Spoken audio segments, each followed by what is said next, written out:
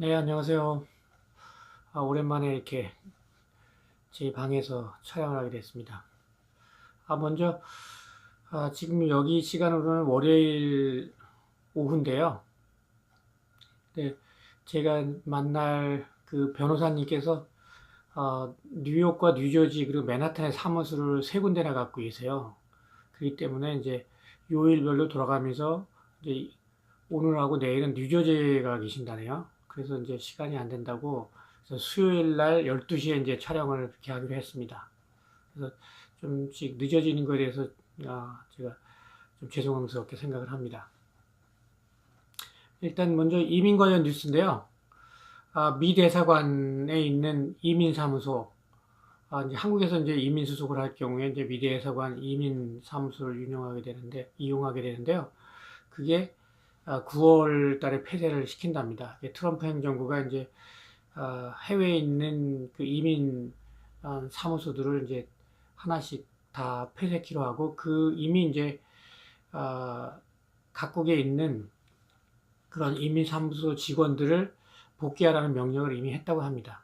그래서 일정별로 이제 폐쇄되는 대로 다 돌아와서 미국에서 이제 진행을 하게 된다고 그렇게 합니다. 그렇게 되면 이제 영향이 있겠죠. 한국에서 진행을 못하니까 이제 대부분은 여기 와서 진행을 해야 되는 그런 영향이 있겠죠. 그래서 만약에 혹시나 이민을 빨리 추진하고 계신 분들은 한국에서 추진하고 계신 분들은 9월 달에 그 폐쇄하기 전에 거기서 빨리 진행을 하셔야 될 것으로 이렇게 생각합니다. 또 한 가지 이민 관련 뉴스인데요. 나소 카운티, 제가 사는 곳이 나소 카운티거든요. 롱아일랜드에는 나소 카운티 플레인뷰라는 곳인데, 여기 이제 아시안 인구들, 특히 중국 인구와 한국 인구들이 많이 늘어나다 보니까 이제 아, 아시안국, 아시안 디파트먼트를 설치를 한다고 합니다. 이게 이제 뉴욕에서는 최초라고 이렇게 합니다. 그만큼 이제 아시안 이민자들이 많이 늘어나기 때문에 아, 그런 아시안 그에서 온 그런 이제 인종들에 대한 이제 배려고 그다음에 이제 관리 차원에서 그렇게 하는 것 같습니다. 이제 정치적인 이제 파워가 신장하는 게 되는 거죠. 그래서 이제 어, 더 좋아질 것으로 이렇게 판단하고 있습니다. 그다음에 저희 가게에서 두 명의 그 최근에 온 그 이민자를 만났는데요. 그러니까 여기에 취업 이민을 온 분들이에요. 한 분은 남자분, 한 분은 여자분이에요. 근데 두 분 다 제가 물어봤거든요. 그랬더니 어떻게 올 수 있었냐? 그랬더니 한국에 잡페어 가가지고 거기서 스폰서를 구해서 왔다고 합니다. 그러니까 여러분들께서 혹시 잡페어가 이제 한국에서나 뭐 있으면 거기 정보를 얻으셔가지고 잡페어에 참석하셔가지고 스폰서를 구하시는 방법이 있는 것 같습니다.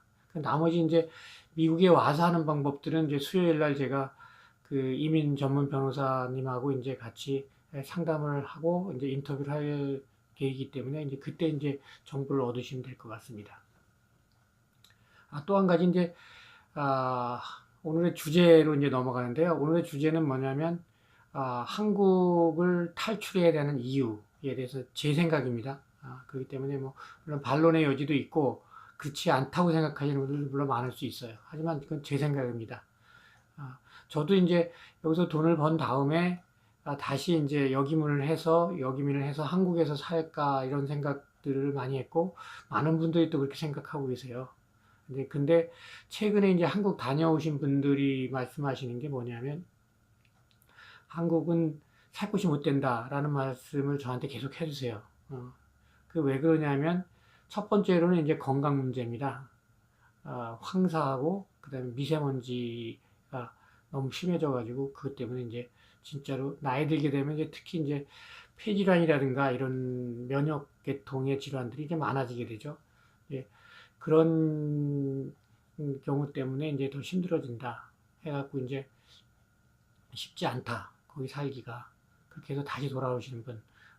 얼마 전에 일주일 전에도 이제 펜션 사업하다가 여기서 한 20년 사시다가 이제 돈을 좀 버셔가지고 3억 5천 정도 들여서 이제 한국의 펜션 사업을 역이민을 가신 거죠. 이제 고향에 가셔서 태안 쪽인가 거기 가셔서 이제 펜션 사업을 한 6개월 정도 하시다가 손해 보고 팔고 얼마 전에 저희 가게에 오셔서 이제 저한테 그 말씀을 하시더라고요.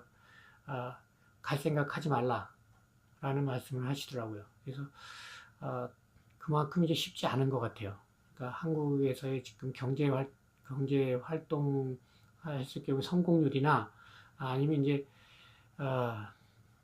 건강상으로나 쉽지 않은 것 같아요. 경제가 이제 악화일로에 이제 걷다 보니까 특히 더 그렇죠. 미세먼지 때문에 경제는 더 악화될 수밖에 없죠. 왜냐하면 나들이를 안 하고 소비를 할 수 없기 때문에 밖에 나가지 않고 그렇기 때문에 자꾸 심해지는 것 같습니다. 또 한 가지는 뭐냐면 한국의 이제 정치 문제인데요. 이제 정치는 민감하기 때문에 이제 뭐 저도 가급적이면 피하려고 했었는데 이건 정치가 워낙 민감한 문제이기 때문에 이제 제가 말씀드립니다. 자본주의 국가라면 실제로 아파트 가격이나 집 가격을 통제하면 안 되거든요. 근데 이제 한국은 이제 서민들을 위한다는 그런 목적 하에 이제 집값을 통제하기 시작했고, 그 다음에 이제 대출도 막고 막 그랬죠. 근데 이제 그게 아, 정권을 가진 사람들은 뭐라고 지금 말하고 있냐 하면 집은 구매하는 것이 아니고 사는 것이다. 그냥 거주의 개념이다 라고 말을 하죠. 그렇게 되면 이제 결론적으로는 어떻게 되냐면 결국 홈리스가 되는 거죠. 왜냐하면 하우스리스는 결국은 나중에 홈리스가 됩니다. 왜냐하면 국가가 그러니까 은퇴한 이후에 보장을 해줄 수가 없거든요. 한국은 특히나 더 선진국은 그렇지 않아요. 미국 같은 경우는 여기서는 은퇴 이후에 갖가지 그 복지 정책이 있기 때문에 가난하면 가난한 대로 다 먹고 살게 해줍니다. 근데 한국은 그게 불가능해요. 그래서 이제 뭐 폐지도 죽고 뭐 아니면 뭐 자살하기도 하고 뭐 이런 게 이제 한국의 현실 아닙니까? 그래서 그게 이제 실제로 국가가 져질 수 있는 은퇴라면 그러면 맞는 말일 수도 있어요. 그러니까 집을 갖지 말라라고 할 수도 있어요. 근데 그거는 하우스리스는 진짜 한국에서는 홈리스가 되는 지름길이거든요. 제 친구들도 그렇고 제 친구들의 아버님 뭐 이런 분들도 보면 결국은 집 없는 분들은 결국은 홈리스가 되더라고요. 예. 한국 그 정부에서 그만큼 복지 대책을 다 해줄 수 없으니까요. 20만 원 가지고 택도 없지 않습니까? 그렇기 때문에 그거는 잘못된 정책이라고 생각을 합니다. 왜냐하면 집을 갖지 못하면 결국은 은퇴 준비는 제로라고 생각하시면 돼요. 홈리스가 되는 지름길이라고 생각하면 됩니다. 저희가 미국에서 살면서 느끼는 게 뭐냐면 여기는 3%, 5%만 있으면 그러니까 집값의 3%에서 5%만 있으면 나머지는 은행에서 다 대출해 줍니다. 그러니까 결국은 97%, 95%를 대출을 받을 수 있고 이에 대해서 통제하는 것은 전혀 없습니다. 그게 또 정상인 거죠. 왜냐하면 집을 사도록 장려를 해야 되는 거거든요. 집을 안 사면 나중에 진짜 국가가 책임져야 되니까 국가에서는 더 많은 돈이 들어가게 되죠. 그렇기 때문에 부를 가진 사람들을 여기서는 존경하고 그런 사람들을 롤모델을 삼고 그렇게 하는 그 사회적 풍토가 생겼는데 한국은 절대 이거는 그렇다고 해서 정권을 가진 사람들 예를 들어서 뭐 위정자들이라고 말을 하죠. 국회의원들 그다음에 국무총리라든가 아니면은 청와대에 근무하는 그런 비서진들 이런 사람들이 과연 홈리스냐 하우스리스냐 절대로 아니죠. 그러니까 본인들은 그렇게 안 하면서 하기 때문에 더 위선적인 것 같고 또 위선적이거나 아닌 걸 떠나서 그거는 국민들만 못 살게 하는 거라고 저는 생각합니다. 왜냐하면 열심히 벌어서 집을 사고 그래야만이 노후 걱정을 안 해서 살 수 있거든요. 왜냐하면 집이 있어야만이 결국은 그 집에서 살 수 있고 그 다음에 그 집을 활용해서 나중에 이제 모기지, 그러니까 영무기지로 해가지고 살 수 있거든요.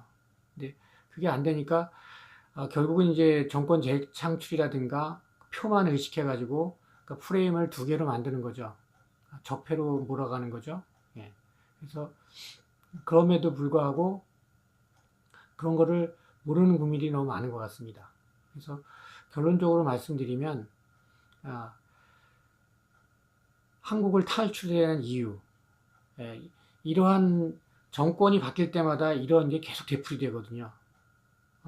그렇기 때문에 결국은 국민들은 그러니까 정권 창출의 볼모이고 결국은 이제 가난하게 될 수밖에 없는.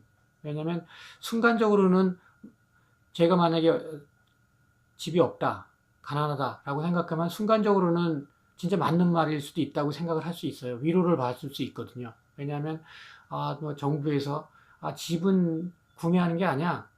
그냥 사는 곳이어야 돼. 월세 살아, 전세를 살아라고 말하면 그것이 이제 가난한 분들한테 또는 이제 집이 없는 분들한테는 이게 위로가 되고 나는 이제 여기서 정부에서 하라는 대로 하면은 이제 뭐 잘 살 수 있겠구나 이렇게 위로를 받을 수 있지만 실질적으로는 안 그렇거든요. 절대로 한국 정부가 노년을 책임질 수가 없어요. 그만큼 복지 정책이 잘 돼 있는 나라도 아니고 그만큼 예산도 없고 그렇기 때문에 결론적으로는 본인이 준비를 해서 본인이 노후 준비를 하고 그러려면 일단 집이 기본이거든요. 그래야 되는데 그런 루트를 다 막아놨지 않습니까? 대출 금지시켜버리고 그걸 적폐로 몰아서 집을 사는 사람들 적폐로 몰아서 인식을 안 좋게 했죠. 그렇기 때문에 이제 저는 그래서 그렇기 때문에 한국을 탈출해야 된다고 생각합니다. 왜냐하면 그 프레임 자체가 변할 수가 없어요. 제가 판단하기에는 그래요.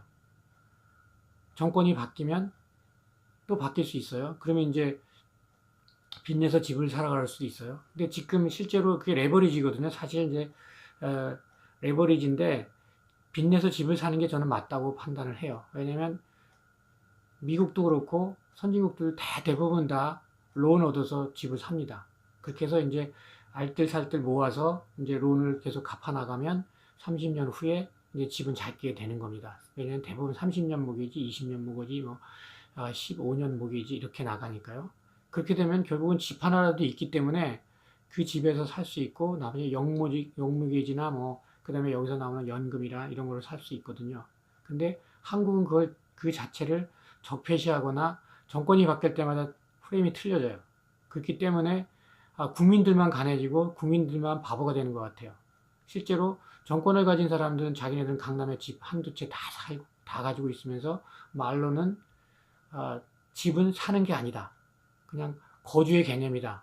월세 살아라, 전세 살아라 하죠. 본인들은 왜 그렇게 안 하는데요? 그렇죠?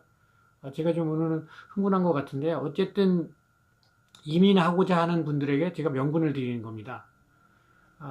특히 사교육비도 또 하나가 또 될 수 있어요. 한국에서는 그게 이제 전염병이라고도 말을 하는데 여기 있는 분들은 사교육의 전염이죠. 그 다음에 남들 눈치 보는 전염병이라고 말을 하는데, 그렇죠? 남들이 뭐 하면 뭐 해야 된다.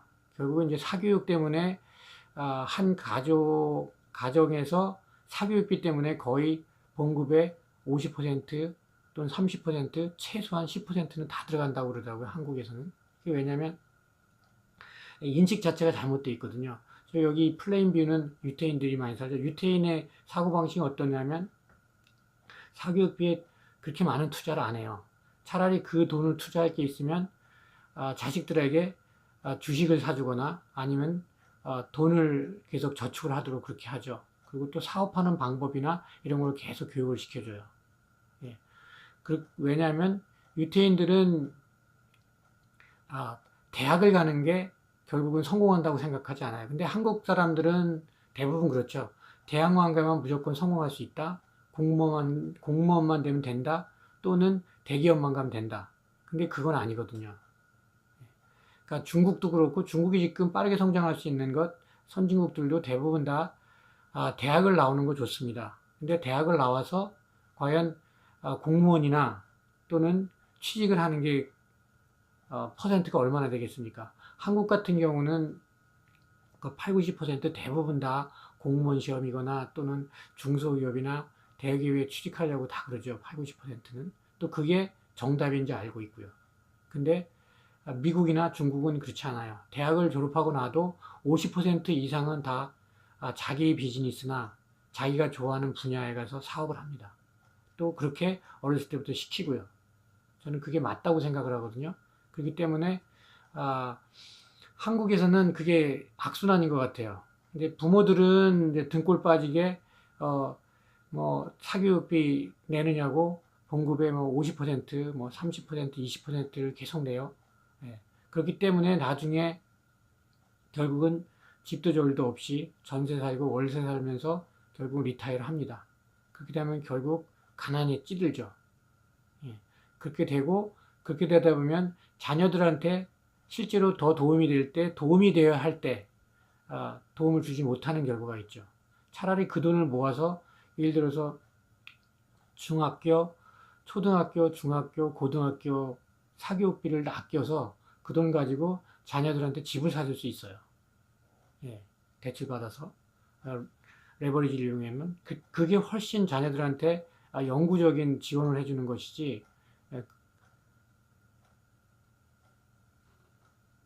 한국에서처럼 그렇게 사교육에다 목매여가지고. 근데 그게 잘 되라는 보장도 없잖아요. 그렇게 많이 투자했어도 과연 모든 학생들이 전부 다 스카이를 갑니까? 그건 아니잖아요.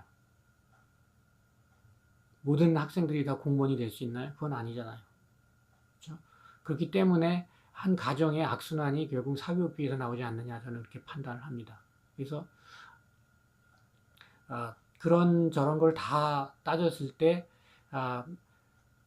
이민을 생각하신 분이라면 그런 제 말씀을 들으시고 그냥 착실히 준비하셔가지고 이민을 하는 것도 한 방법이지 않느냐라고 생각을 합니다. 예, 괜히 제가 오늘 좀 약간 흥분했는데요. 제가 생각한 것들을 한번 다 말씀드려 봤습니다. 예, 감사합니다.